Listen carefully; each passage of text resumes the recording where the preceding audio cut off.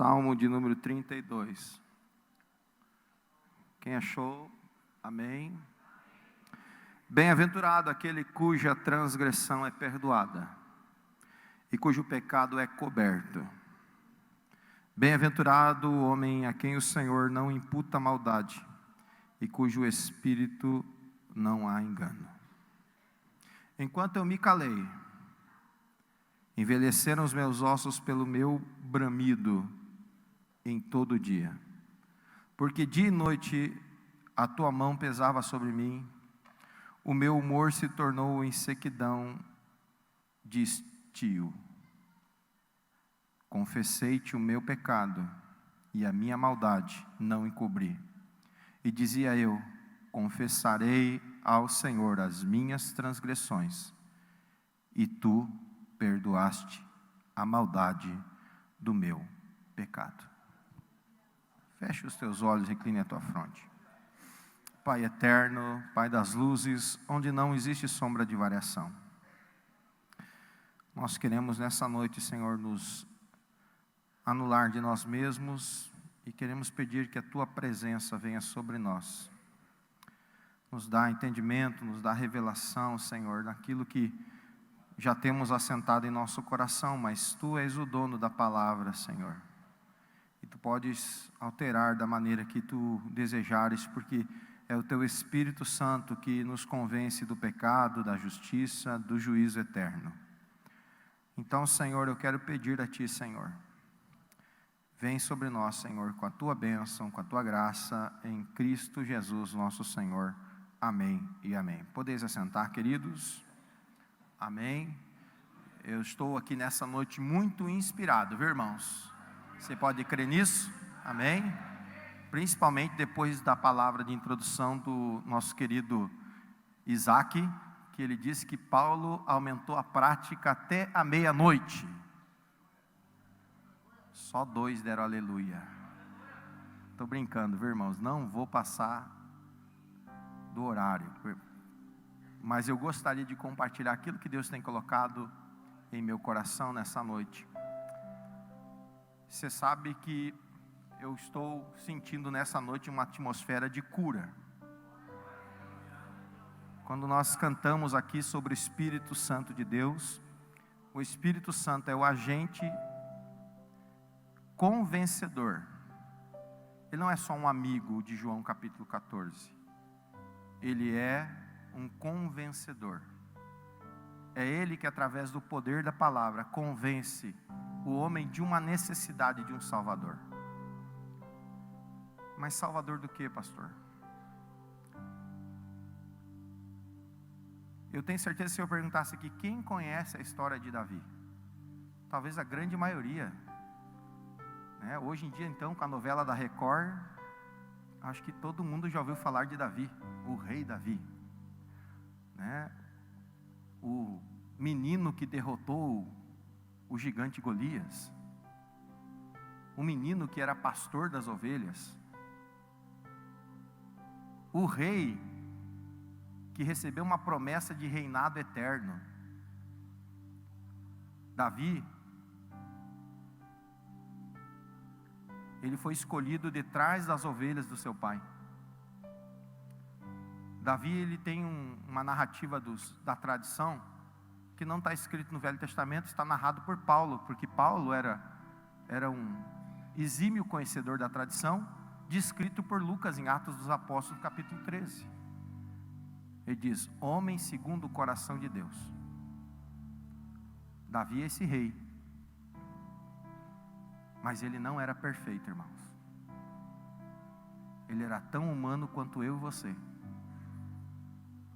Davi, apesar de todas as suas conquistas excepcionais, até as mulheres durante o reinado de Saul cantavam: Saul matou 1000, mas Davi, seus milhares.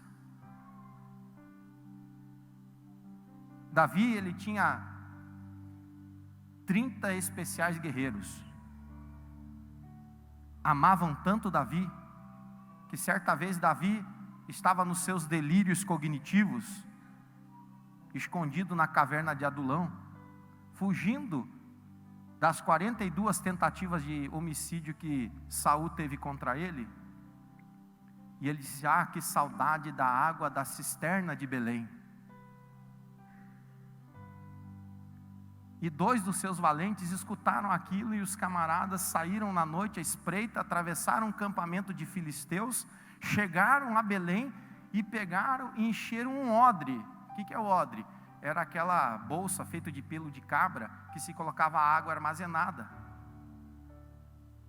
E voltaram, reatravessaram o acampamento filisteu, colocaram a sua vida em risco, e chegaram a Davi e disseram: viemos aqui satisfazer a tua vontade, meu Senhor. E ele perguntou: o que vocês fizeram? Nós trouxemos água da cisterna de Belém para você. Olha que coisa tremenda. De tanto que eles amavam a Davi. Só andava gente boa com Davi, você sabia? Ladrão, bandido, fugitivo, devedor. Só coisa boa, irmãos. Como assim, pastor? Mas quando andava com Davi, irmãos, o bom pastor estava com ele. E o bom pastor transformava a vida do devedor, do bandido, do assassino, e transformava ele em valente. Quando você anda com o bom pastor, irmãos, é impossível a sua vida não ser mudada. Mas Davi não era perfeito.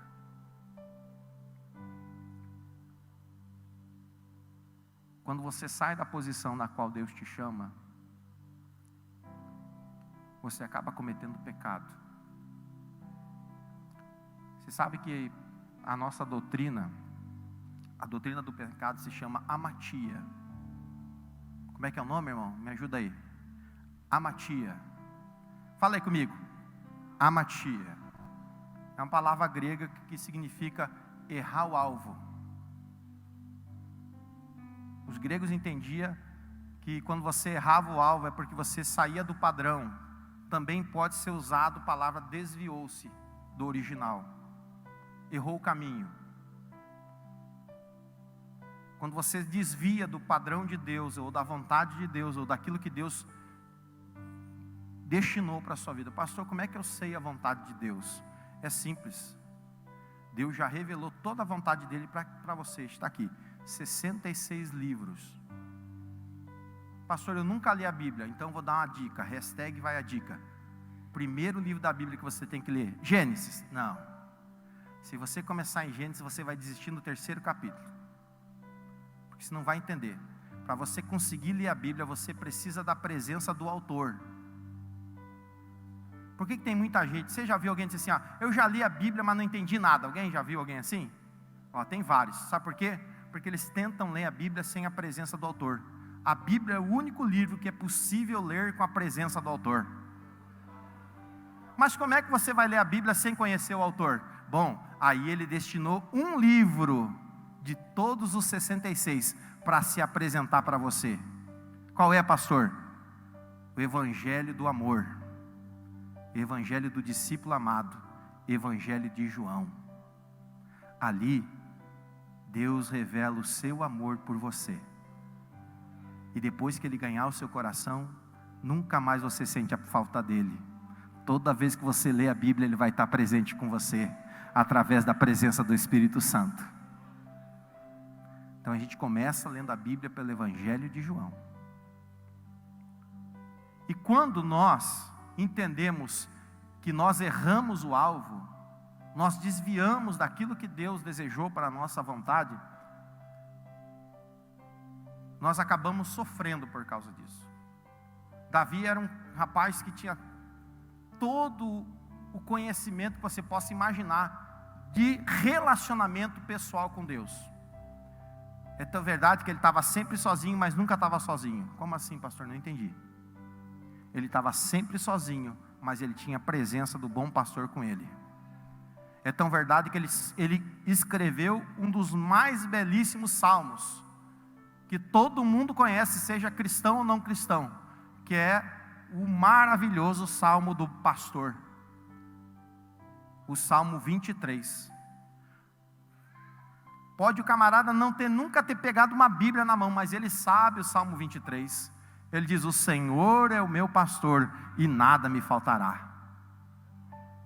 Acho que até o ateu, no momento da crise, ele diz: o Senhor é o meu pastor e nada me faltará. De tão conhecido que é, irmãos. Eu gosto muito da tradução original desse texto no hebraico, que não é bem o aportuguesado, porque vai exprimir um pouco mais a significância do salmo. Qual que é, pastor? O Senhor é o meu pastor e de nada tenho falta. É diferente, não é? Quando a gente lê o salmo do Davi, o salmo do pastor, quando ele está lá com as ovelhas, e a gente diz: o Senhor é o meu pastor e nada me faltará. O que nos vem à mente? Que o Senhor vai prover todas as coisas para mim. Não é? A gente entende, olha, Deus vai prover tudo na minha vida, então eu tenho um bom pastor. Mas não é isso que Davi estava dizendo. Davi estava dizendo: eu estou no meio das ovelhas, não tenho nada, mas por causa que eu tenho a presença dEle, eu não sinto falta de nada. Não, você não me entendeu, irmão. Quando você tem realmente a presença dEle na sua vida, você não tem falta de nada na sua vida. Você não está preocupado se hoje tem que comer, se eu tenho que pagar a conta da luz. Como assim, pastor? Não, você vai fazer tudo isso, fique tranquilo. A pessoa organizada faz tudo isso, irmãos. Mas ele não tem a sua preocupação nessas coisas. Por quê? Porque Mateus capítulo 6, versículo 33 diz: buscai em primeiro lugar o reino dos céus, a sua justiça, e todas as demais coisas vos serão acrescentadas. Esse é o camarada que tem o bom pastor na sua vida e não sente falta de nada. Mas certa vez diz o livro histórico, 2 Samuel capítulo 12, que era tempo dos reis saírem à guerra. Que tempo, irmão? Era tempo dos reis saírem Então diz para o irmão lindão do seu lado, que está sempre na boa, diz assim: irmão, tem tempos de guerra, abre o olho. Tem tempo que é para você batalhar, tempo de guerrear, tempo de entrar na guerra. Se você ficar na folga, vai dar tudo errado. Era tempo dos reis irem para a batalha, e Davi ficou em casa. Quando você fica no ócio, vai dar problema, irmão. Tem aquele vernáculo popular que diz assim: mente vazia, oficina do capeta. Quem já ouviu? Essa é de placa de caminhoneiro, né, irmão? Graças a Deus os nossos caminhoneiros da igreja não tem essas placas, né, Johnny? Amém. Mas é literalmente de placa de caminhoneiro, né? Mas tem uma certa verdade nisso, porque você está no ócio, a sua mente vai começar a procurar o que fazer, nem que seja ver o YouTube, os piores vídeos do YouTube, porque a sua mente vai procurar se ocupar de alguma coisa. E Davi tinha que sair para a guerra, ele não tinha que estar em casa no ócio. Seu exército estava na batalha, o seu capitão Josias estava na batalha, que era o seu general, era um dos seus valentes. Ele mandou os valentes para a guerra e ficou em casa. Mandou seus amigos para a guerra e ele ficou no ócio. Já estava em Jerusalém, ele já tinha conquistado a cidade das luzes, ou cidade de Salém. E ele agora está no seu palácio. E quando ele está no ócio, passeando ali pelos muros, ele enxerga uma casa ao lado, a casa da vizinha. E a vizinha estava se banhando, de roupa. Estava nada, irmão, estava como veio ao mundo. E a cobiça desceu ao coração do rei Davi. E a mulher não era dele. Ele era o rei, ele se achava o poderoso. A Bíblia diz que ele adultera com aquela mulher, engravida a mulher. Caraca, pastor, o homem segundo o coração de Deus? O homem que escreveu o Salmo 91, aquele que habita no esconderijo do Altíssimo, a sombra do Onipotente descansará. Direi do Senhor, Ele é o meu Deus, o meu refúgio, a minha fortaleza, e nele confiarei. O camarada que sabia tudo de relacionamento com Deus, irmão. O que ele fez? Quando ele recebe a notícia que ela está grávida, agora ele maquina um plano. Olha o cara, maquiavélico.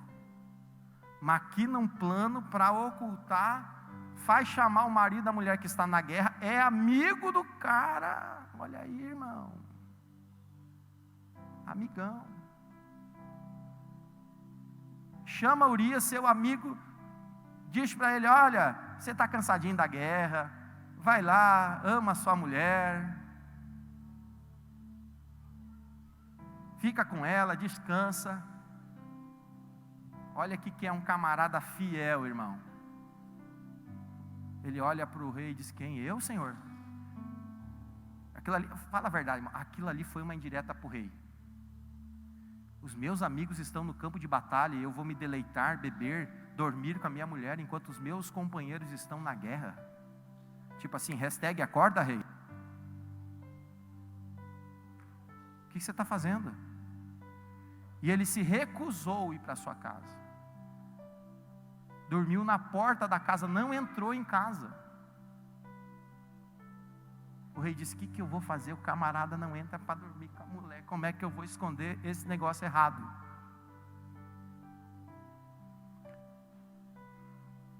Faz todo um esquema, embebeda agora o rapaz, tenta fazer ele para casa, mas não tem jeito, irmãos. Sabe o que ele faz? Agora ele se torna um premeditador de assassinato, um homicida premeditado.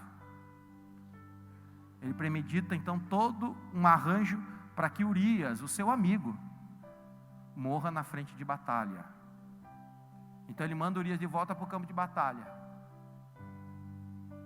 Escreve uma carta para Josias, o seu general, e diz: olha, ele manda uma carta contendo o plano de assassinato pela mão do próprio cara que vai morrer. Baita amigo, né, irmão?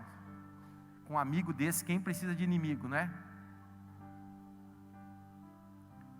Urias entrega a carta para Josias e ele, perdão, não me lembro se é Josias ou Joabe. Se alguém lembrar, fale: Joabe, pastor. Acho que é Joabe. Joabe coloca então Urias no fronte, lá na infantaria. Alguém serviu na infantaria, irmão? Ralou no barro aqui? Graças a Deus pelos infantes, né? É o que vai lá na frente, é o que toma chumbo grosso, é o que bota a cara para bater. Em compensação, é o primeiro que morre. E Urias morreu. Davi achou que estava tudo certo. Acabou, resolvi. Passou, casou com a mulher, tomou a mulher por esposa, resolveu o problema. Não. Pecado é sempre pecado, irmãos. Pecado é errar o alvo, pecado é se desviar do caminho. Pecado é desagradar aquilo que Deus planejou para a sua vida como vontade.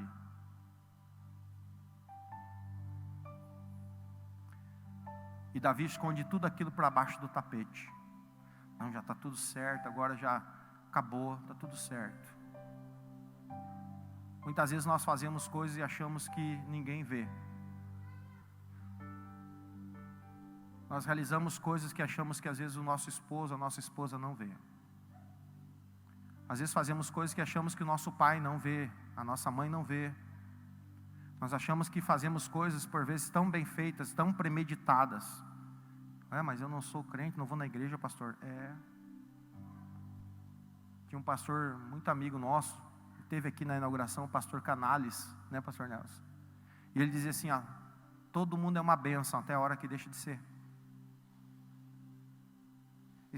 O pecado é um ato e uma condição, assim como a bênção é um ato e uma condição. Estar num ato pecaminoso é realizar um ato que afasta você da vontade de Deus. Estar na bênção é fazer um ato que agrada a vontade de Deus. E é interessante que se você pegar Deuteronômio capítulo 28, você vai ver que essa decisão não é de Deus e nem do diabo. Pelo amor de Deus, eu não sou advogado do diabo, tá, irmãos? Mas pare de botar a culpa no diabo pelas coisas que você faz.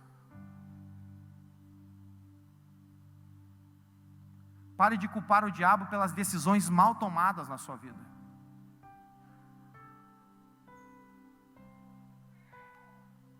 E é tão interessante que quando nós pecamos, ou seja, quando nós realizamos algo, um ato fato, que quebra uma lei do Senhor, ela não vem sozinha. O pecado traz aflição, o pecado traz angústia, e o principal de tudo, o pecado rouba paz. Davi fala no Salmo 32 que enquanto ele se calou, enquanto ele botou o seu pecado debaixo do tapete, ele sentiu a mão do Senhor contra ele, como se o pesasse, oprimisse ele todos os dias. O pecado, queridos, escuta o que eu vou dizer para você aqui, é muito forte. Nem toda enfermidade no nosso corpo é consequência de um pecado, mas todo pecado produz enfermidade no corpo. Escreveu aí? Vou repetir para você gravar na sua mente. Nem toda enfermidade no seu corpo é consequência de um pecado, mas todo pecado produz enfermidade no seu corpo. A carta do irmão de Jesus, a carta de Tiago, primeiro bispo de Jerusalém, ele diz lá no capítulo 5, está entre vós alguém enfermo, chame os presbíteros da igreja, unjam com óleo em nome do Senhor Jesus, e a oração da fé salvará o enfermo, e se houver cometido pecados, ser-lhe-ão perdoados. Todo perdão de pecados traz saúde para o nosso corpo. A Bíblia diz aqui, é tão interessante que Davi usa uma metáfora, dizendo que enquanto ele se calou, os seus ossos começaram a envelhecer dentro dele. Na verdade, ele está falando de todo o seu corpo. Ele começou a sentir o seu corpo enfermo. Ele não tinha mais paz, ele era afligido. O pecado aflige-nos, o pecado nos rouba a paz.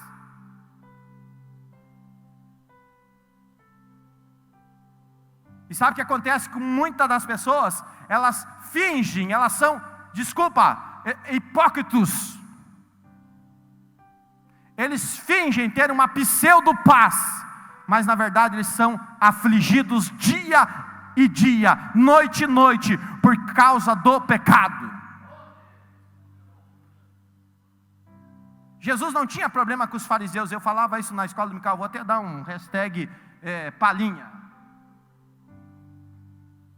Jesus não tinha problema, não pastor, os fariseus eram inimigos de Jesus, sim, eles tinham Jesus por inimigo, mas Jesus não era inimigo deles. O que Jesus condenava nos fariseus era a sua hipocrisia.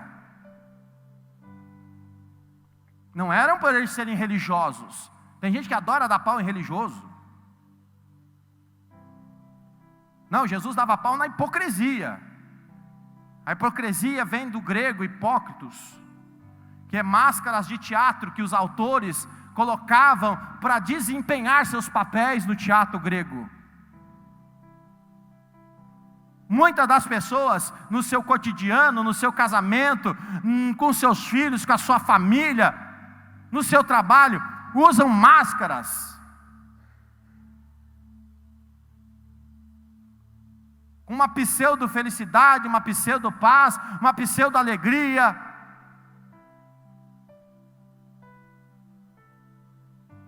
Mas você tira aquela máscara de beleza dele, você vai ver um coração triste, angustiado.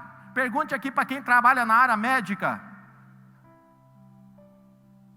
Última vez que eu olhei um censo, uma pesquisa sobre o assunto, eram mais de 60%, agora eu creio que seja até mais. Das doenças, na maioria das vezes, tem origem psicossomática. Primeiro as pessoas desenvolvem uma doença na alma. E por causa dessa doença na sua alma, por causa do quê? Porque ele está afligido, porque ele não tem paz, porque ele está angustiado. Então o seu corpo começa a adoecer com ele. E Davi fala isso, enquanto eu estive calado, enquanto eu me calei, eu fiquei enfermo. Você sabe que dentro das escrituras sagradas, o pecado tem uma tipologia que é a lepra. A lepra é um tipo do pecado. E a lepra é tão terrível. E não é essa lepra, apesar de ser associada nos nossos dias aquela patologia, aquela bactéria, de Hansen, que é a hanseníase. A lepra bíblica é pior que a hanseníase. Porque a lepra bíblica, dos tempos bíblicos, era a putrificação da carne em vida. Ou seja, a pessoa estava morrendo mesmo estando vivo. É isso que o pecado faz com a nossa alma.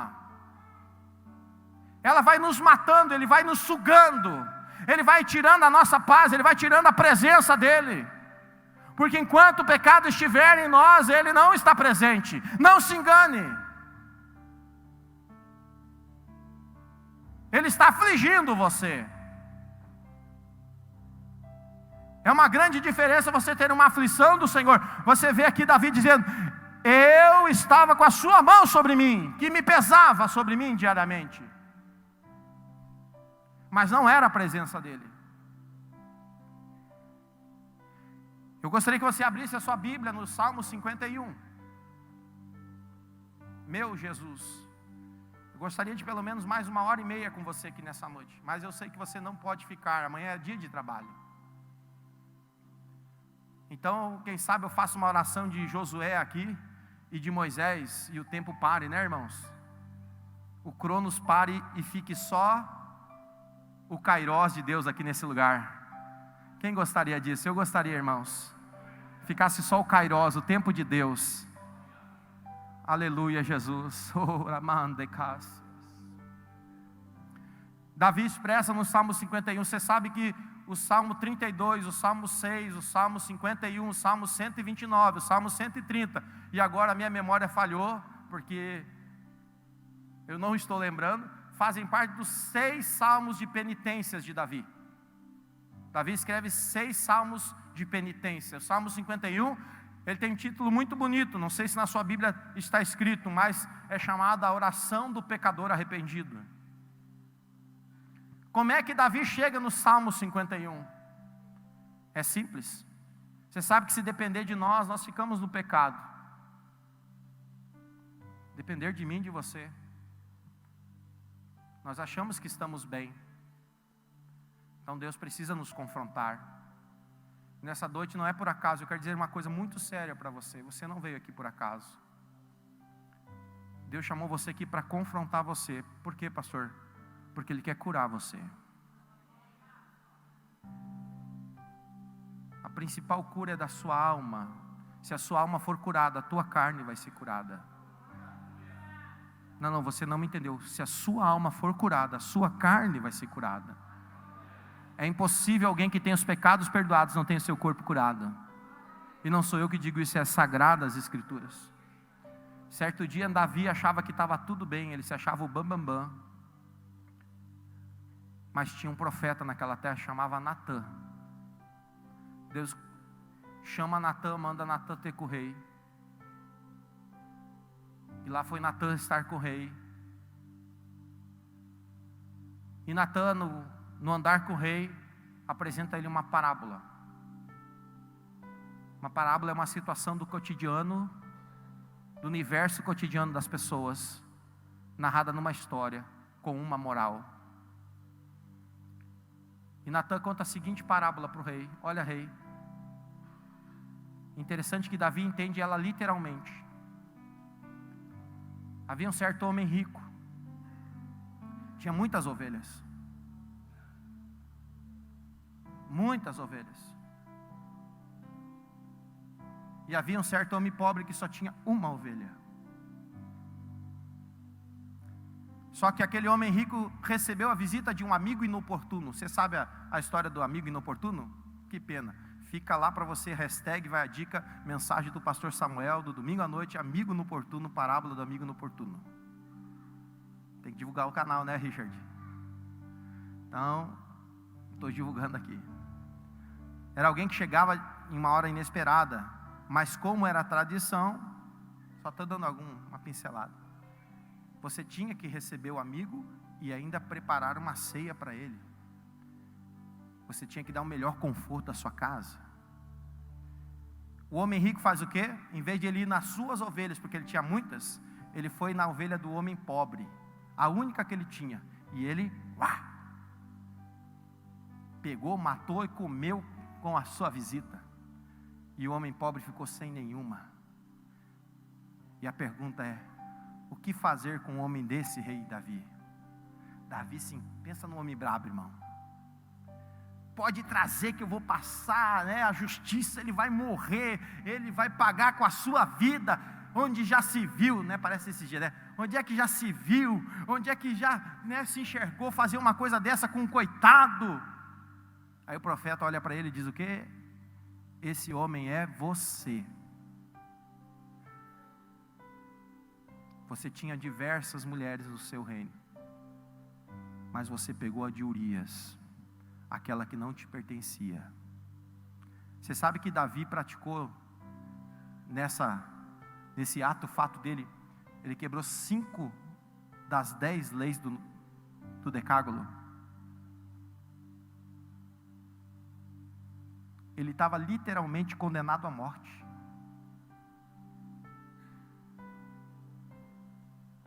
E como é que ele fica vivo, irmãos?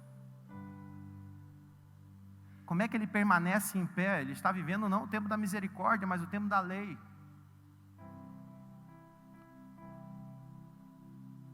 E eu quero encerrar a palavra dessa noite com uma reflexão muito forte. Há uma coisa muito interessante chamada poder da autorresponsabilidade. Para nós bons arminianos que somos, que os pentecostais são arminianos, viu, irmão? Para quem não sabe, hashtag vai a dica.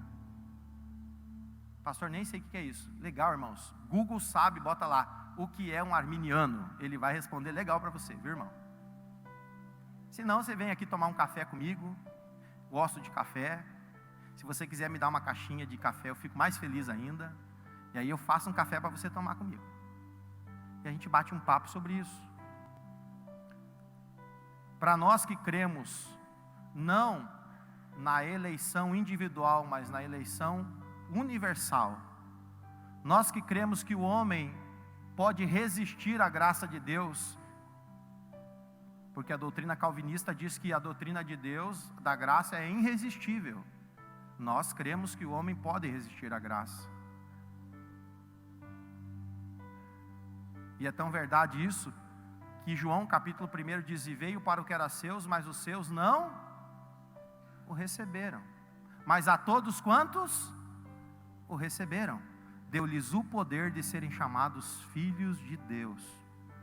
Se a graça fosse irresistível, Jesus, que é o autor e consumador da nossa fé, Ele é a graça personificada, irmãos.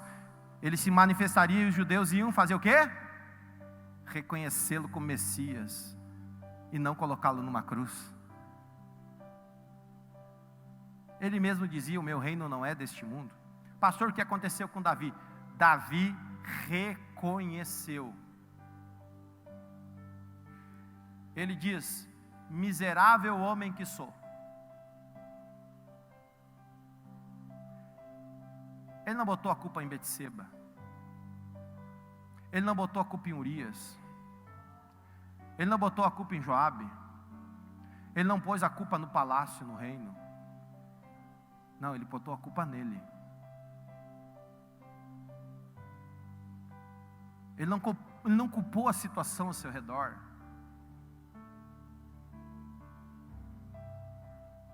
Ele assumiu para si a responsabilidade. Eu pequei contra o Senhor e só contra o Senhor pequei. O que ele falou? Senhor, eu errei contra ti. Fui eu só errei contra o Senhor. Ele rasga o seu coração. Ei, eu não conheço o seu coração. É impossível para mim enxergar o seu coração. É que nem você me enxerga o que eu sou por fora. Você não consegue enxergar a sinceridade do meu coração. Mas sabe o meu Deus, Ele enxerga você como aquele vidro translúcido. Ele enxerga por dentro. Ele diz que Ele esquadrinha os pensamentos e pesa os corações. Então quando ele olha para Davi se rasgando e dizendo: eu sou miserável, fui eu, Senhor, que pequei contra ti, e somente eu pequei contra ti, Deus diz: eu tenho poder e eu te perdoo. Não, você não me entendeu. Deus rasga naquele momento a cédula que era contra Davi. É tão interessante que no Salmo 51, que eu pedi para você abrir, e eu estou encerrando, ele diz assim, ó, ele pede 3 coisas para o Senhor. 3 coisas primárias, essenciais para mudar a história dele. Primeiro, ele diz assim, 51:7, purifica-me com isopo e ficarei puro, lava-me e ficarei mais alvo do que a neve. Você está entendendo? Davi pede essas coisas ao Senhor. Por último, ele pede ao Senhor, dizendo para o Senhor, olha que coisa interessante, até anotei aqui para não esquecer.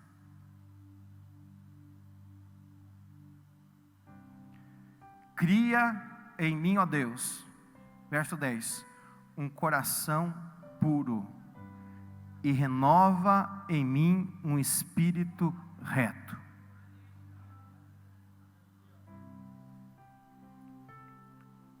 Quando ele fala isso, Davi é um exímio conhecedor da lei, ele lembra de Levíticos capítulo 14, que era quando alguém se achava purificado da lepra em Israel, ele tinha que passar pelo rito da purificação. Ele tinha, não sei se você lembra, quem já leu os evangelhos, tem uma passagem que Jesus cura um leproso. Aquele leproso, provavelmente de longe, porque ele não podia se aproximar, ele roga para Jesus, dizendo, Senhor, ajuda-me. Ele abre uma interlocução com Jesus e diz, e Jesus pergunta, o que você quer? E ele diz, eu quero ser limpo. E Jesus diz para ele, seja. E ele se achou limpo no mesmo instante. E Jesus fala para ele o seguinte, cumpre a lei, vai lá e te apresenta para o sacerdote. Por quê? Porque o leproso, assim como o pecado, ele nos tira da comunhão. A lepra tirava o cidadão do meio do Israel, do meio da sociedade, do convívio social, para ele ser enxertado. Olha, irmão, 10 minutos, pode ser? Dá para ser 10 minutos, irmão? Para ele ser enxertado de novo no convívio social, ele tinha que passar pelo rito de Levítico capítulo 14. Ele tinha que se apresentar diante do sacerdote, o sacerdote examinava para ver se não havia nele manchas brancas, sinais brancas no seu corpo, na sua pele, se a sua pele estava restaurada. Então ele tinha que tirar a sua roupa, raspar todo o seu pelo, ele tinha que se banhar em água corrente, e ele ficava 7 dias ainda fora do arraial. Depois ele vinha e se apresentava novamente, e o sacerdote pegava pombinhas, sacrificava, pegava isopo. Isopo é tipo uma manjerona. Se alguém é como eu, que gosta de uma boa manjerona no molho de tomate, né, um bom italiano, é aqueles ramos com aquelas florzinhas brancas, e se usava aquilo para quê? Para aspergir nos rituais de Israel o sangue sobre o leproso, sobre o altar de incenso, sobre o altar de sacrifício, sobre a arca da aliança. Então molhava e aspergia, depois também fazia isso com água. O leproso passava por esse rito. Somente depois de passar por esse rito é que ele era enxertado dentro da sociedade novamente. Olha o que Jesus faz por você, meu irmão. Jesus pega o teu pecado, quando você faz que nem Davi, o poder da autorresponsabilidade. Eu sou pecador. Fui eu que errei. Sou eu que estou escondendo meu pecado debaixo do tapete. Sou eu que estou errando com a minha esposa, eu que estou errando com a minha filha, eu que estou errando com meu filho, eu que estou errando no meu casamento, eu que estou me prostituindo, eu que estou viciado em pornografia na internet. Sou eu, mas está lá debaixo do tapete. Isso exclui você da comunhão, mas sabe o que Jesus faz? Ele diz, vinde a mim, vem que eu vou assumir o seu pecado, mas primeiro você precisa dizer, é eu. sou eu que erro. Não é fulano, beltrano, ciclano. É muito fácil na eleição individual a gente achar que Deus vai fazer tudo isso por nós. Não, se você pecar, se você adulterar, se você mentir, se você roubar, se você for desonesto, Deus vai dar um jeito de salvar você. Puxa, que salvação barbada essa, hein? Eu não me responsabilizo por nada? Não, você não precisa. Fica tranquilo, Deus vai salvar você. Afinal, graça é de graça. Como a gente barateia o sacrifício de Jesus, né, irmãos? Como é fácil a gente baratear. Davi disse, não, fui eu, Senhor. Se alguém tem que padecer, se alguém tem que sofrer. Davi era tão corajoso que quando Deus ia destruir Jerusalém, ele disse, destrói a mim.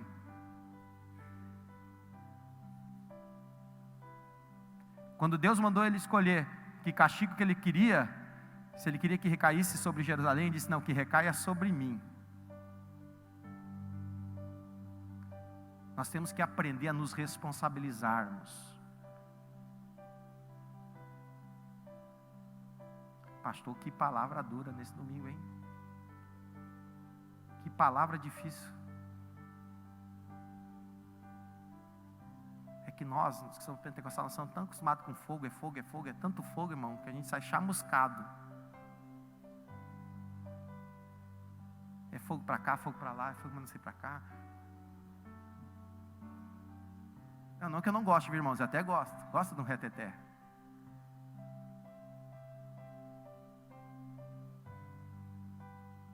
Só que a gente é bom de reteté aqui. Eu quero ver o seu reteté na tua casa. Eu quero ver o teu reteté lá no teu trabalho. Eu quero ver o seu reteté lá na faculdade, quando baterem de frente com você, dizendo que você é um quadrado, que vale ao marxismo cultural, o que vale a escola de Frankfurt, Herbert Marcuse, Firestone.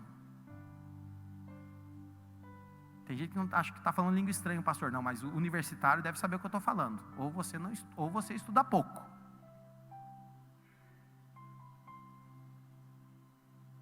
Aí quando tem um amiguinho esquerdista lá do centro acadêmico, do diretório acadêmico, começar a bater em você, e você fica lá, mas eu acho que até que é verdade o que ele está falando.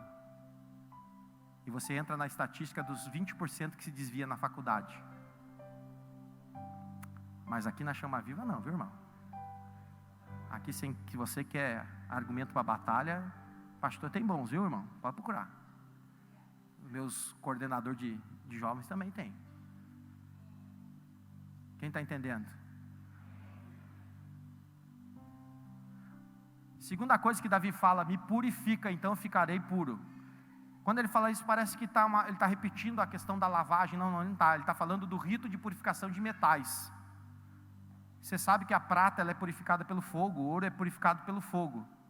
Quando você queima a prata, você derrete, ela entra no estado líquido, toda a impureza da prata, ele se transforma numa borra. Então o ourives, ele vai lá e ele pega com um instrumento e retira aquela borra da prata, que é as impurezas. Quando Davi está falando, ele está dizendo, Senhor, me queima com as minhas aflições, mas me purifica. Tira da minha vida aquilo que não está te servindo. Tira da minha vida aquilo que não está te agradando. Irmão, vamos ser sinceros. Amigo, você que está me ouvindo aqui pela primeira vez, o cara tem que ser corajoso para falar isso. Tipo assim, pode torrar mesmo, Deus. Mas se for para torrar, então tira o que não presta de mim e que fique só o que presta. Não, o cara é bom, irmãos. E por último, Davi tira todo o pecado dele debaixo do tapete. Não, é para tirar? Eu vou tirar. Porque eu sei. Davi não estava preocupado ali, irmão, com o trono. Talvez alguém esteja dizendo, não, Davi se humilhou porque ele ia perder o trono, pastor, porque ele ia morrer, ele ia perder tudo, os filhos dele iam perder tudo, ele ia perder o reino. Não, irmão. Davi estava preocupado só com uma coisa. E eu convido você a ficar em pé para dizer a última coisa.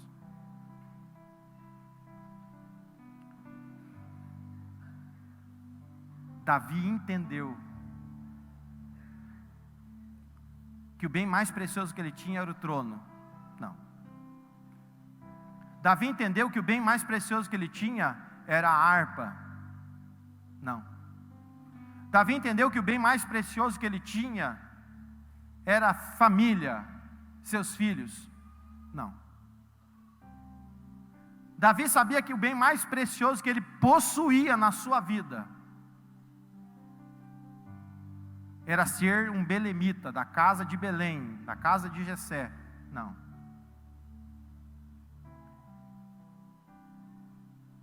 Ele entendeu quando ele desceu ao fundo do poço, que a coisa mais importante que ele tinha na vida dele era a presença dele. A presença de Deus. Davi entendeu que sem a presença de Deus ele não era nada. Davi sabia que a presença de Deus foi que tirou ele lá do meio das ovelhas. Ele sabia que foi a presença de Deus que deu a vitória contra Golias. Ele sabia que era a presença de Deus que manteve ele vivo dentro do reino dos filisteus. Ele sabia que foi a presença de Deus que manteve ele a salvo quando ele sofreu 42 tentativas de homicídio de Saul. Ele sabia que foi a presença de Deus que entregou o reino de Israel e transformou num reino eterno, se transformando alguém que fez parte da linhagem de Jesus Cristo, o reino eterno, Jesus, o leão da tribo de Judá, a raiz de Jessé. Então ele fala: Senhor, não retires de mim o teu Espírito.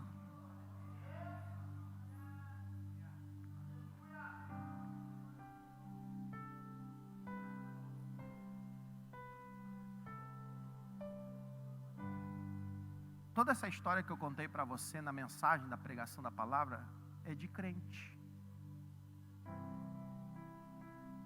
É alguém que conhecia Deus.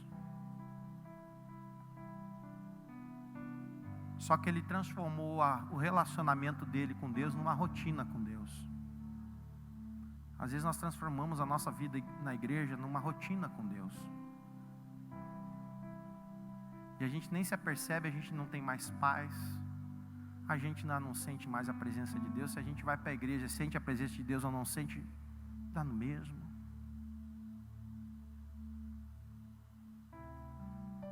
Mas eu quero dizer para você, hoje Jesus está aqui, eu estou encerrando com a oração.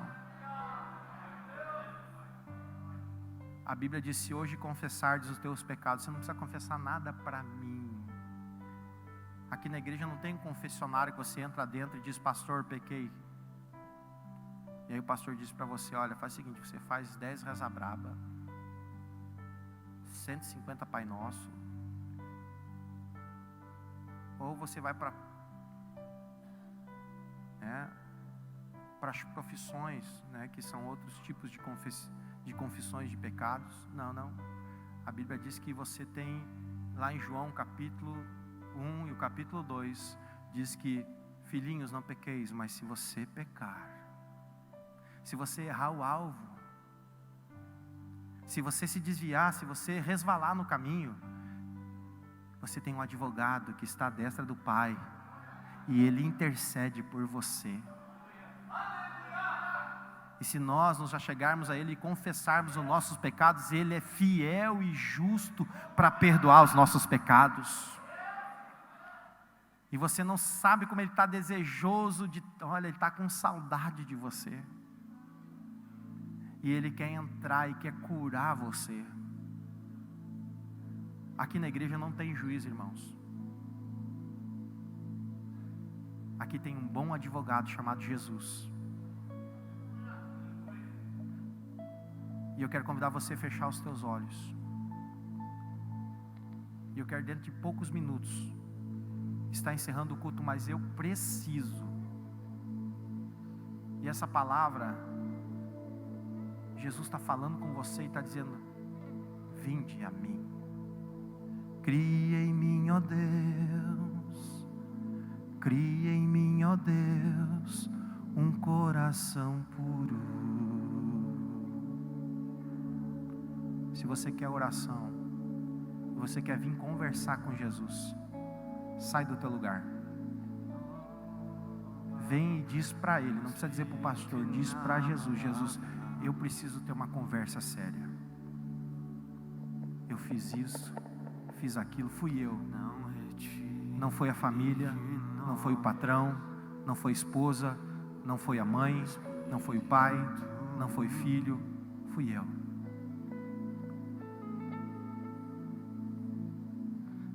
As máscaras não trazem paz para o nosso coração. O que traz paz para o nosso coração é a presença dEle. Não adianta você pedir bênção. Como assim, pastor? Não adianta. Você pode orar o quanto quiser para Deus te abençoar. Bênção não gera paz. O que gera paz é perdão. E perdão só vem com confissão. E a confissão só vem com arrependimento.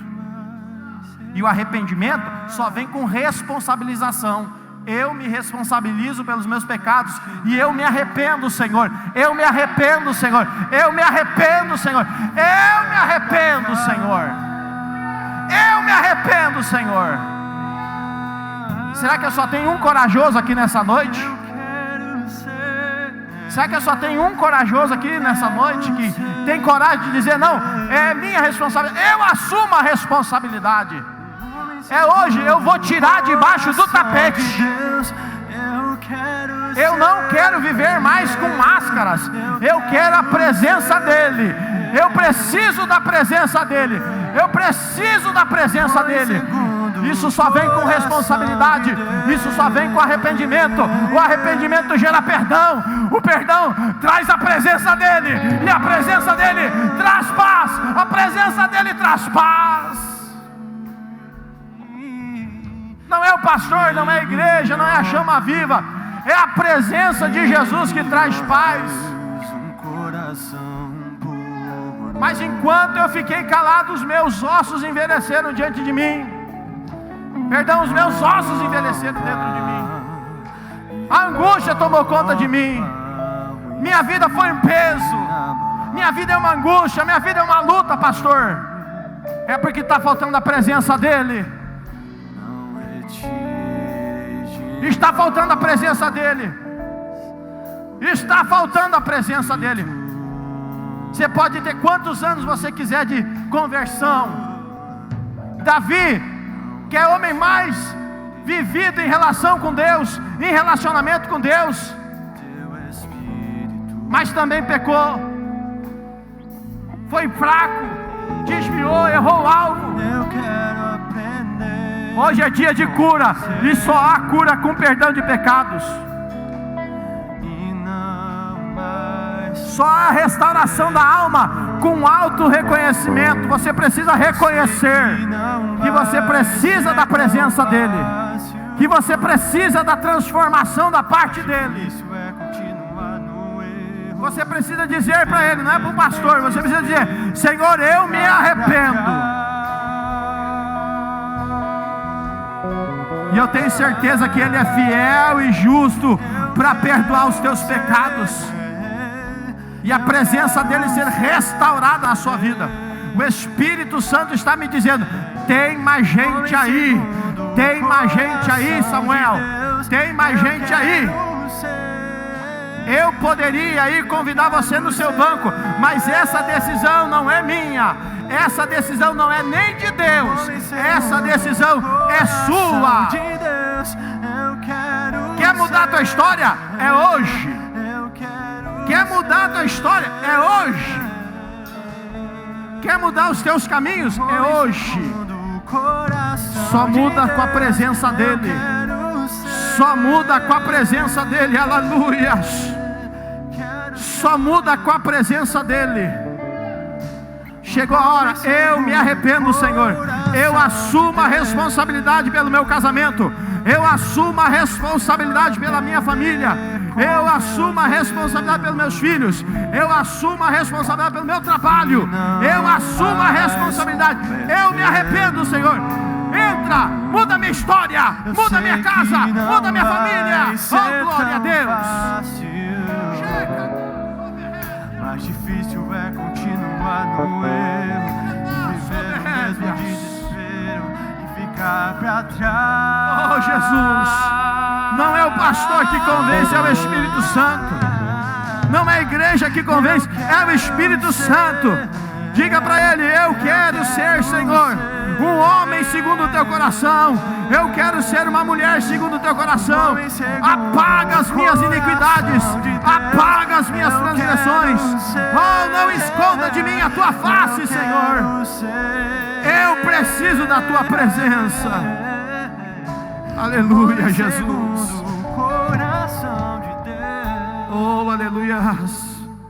Feche os teus olhos.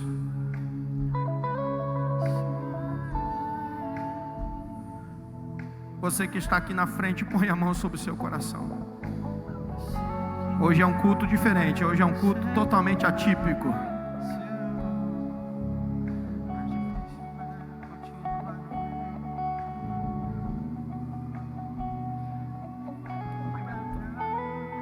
Senhor, Davi diz no Salmo 139, Senhor, tu me sondas e me conheces. Eu quero pedir a Ti, Senhor, esse coração que vem à frente quebrantado, que vem à frente contrito. Davi escreve no Salmo 51, Tu não vais desprezar, ó Deus. Então, Senhor, lhe faz justiça, não justiça de holocausto, de ofertas, mas lhe faz justiça através de Jesus Cristo, Teu Filho, que purifica o homem de todo o seu pecado, Senhor. Sara, Senhor, e ele vai ficar sarado. Lava, ele vai ficar limpo. Oh, Senhor, purifica ele vai ficar purificado, Senhor. Oh, Senhor, então, Senhor, segundo a confissão do seu próprio coração, Senhor, diante da Tua presença, não diante do sacerdote, não diante da igreja, mas diante da Tua presença, pois que Tu és o nosso, como Hebreus, o escritor aos Hebreus capítulo 9 fala, Tu és o nosso, Senhor, sacrifício eterno, perfeito. Oh, Senhor, então, Senhor, nessa noite, apaga as suas transgressões, purifica o seu coração. Oh, renova dentro dele a Tua presença, renova dentro dela a Tua presença, fortalece.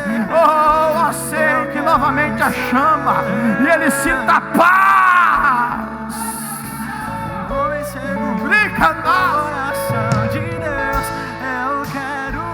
Oh, ele sinta paz, ela sinta paz,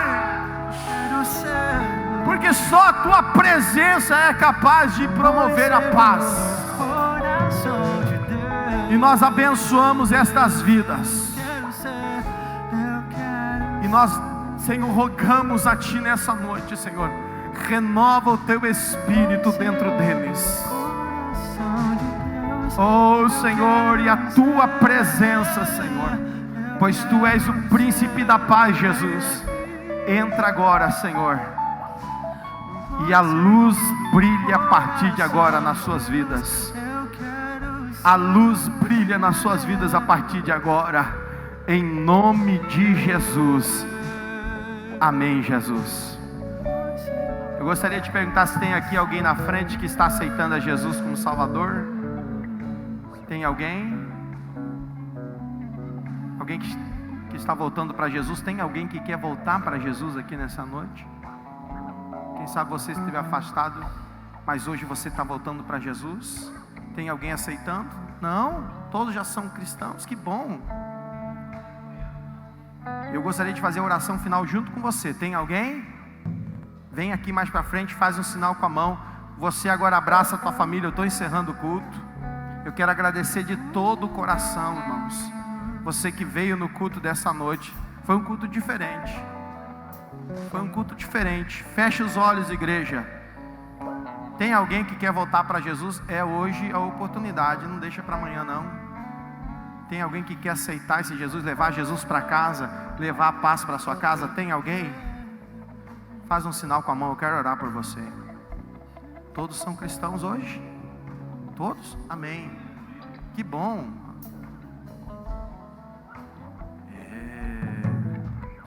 Esse casal aqui é candidato a batismo, irmãos. Mas Deus fala tanto com eles cada culto que eu fico impressionado. Eles querem reafirmar o seu compromisso com Jesus. Eu tenho certeza que Deus vai usar vocês lá como grande referência, viu?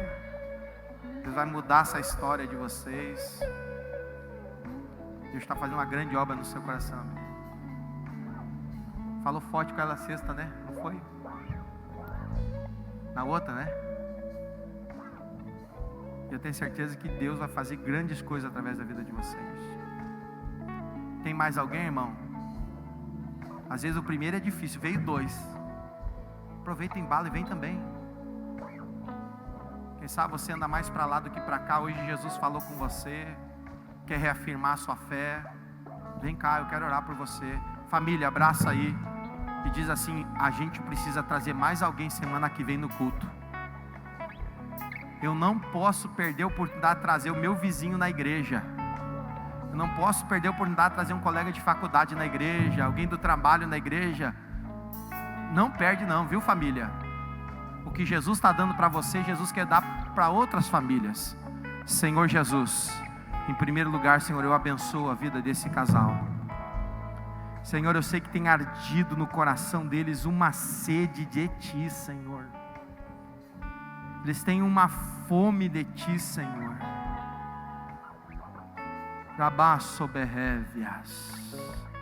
E eu creio, Senhor, que Tu, Senhor, tens mudado a cada dia as suas histórias, transformando numa só história.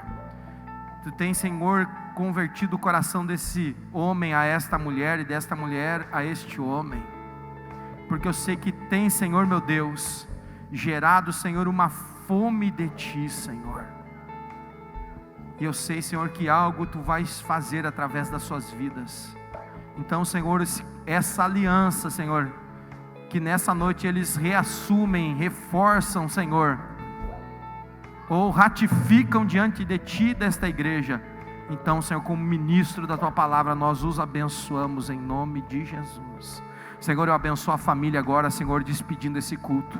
Eu abençoo o marido, eu abençoo a esposa, eu abençoo os filhos, eu abençoo, Senhor, o seu trabalho, a fonte de renda da sua casa, Senhor. Oh, Senhor, como está escrito no Salmo de número 91, 10.000 cairão à tua direita, 1.000 à tua esquerda, mas você não vai ser atingido. Oh, aleluias, não vais tropeçar em pedra, porque o Senhor dará ordem aos seus anjos ao teu respeito, para te guardar em todos os teus caminhos.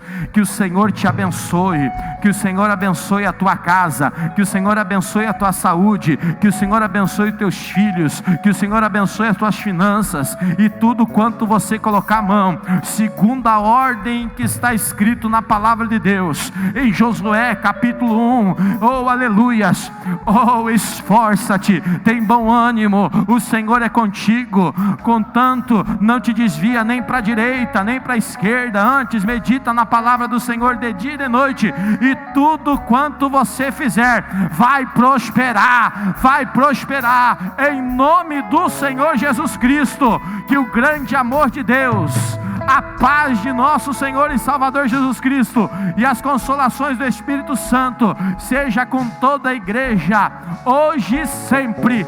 Amém e amém. Jesus, dá um abraço apertado nessa pessoa que está ao seu lado. Diga: que bom que você veio na casa de Deus. Obrigado pela tua presença, meu irmão. Obrigado pela tua presença, minha irmã. Volte e convide mais alguém para estar domingo que vem. A todos uma boa semana, na graça e paz de nosso Senhor Jesus Cristo. Deus abençoe meus irmãos, Deus abençoe minhas irmãs. Obrigado, Ministério de Louvor, Deus os abençoe. Obrigado a todos os irmãos. Amém.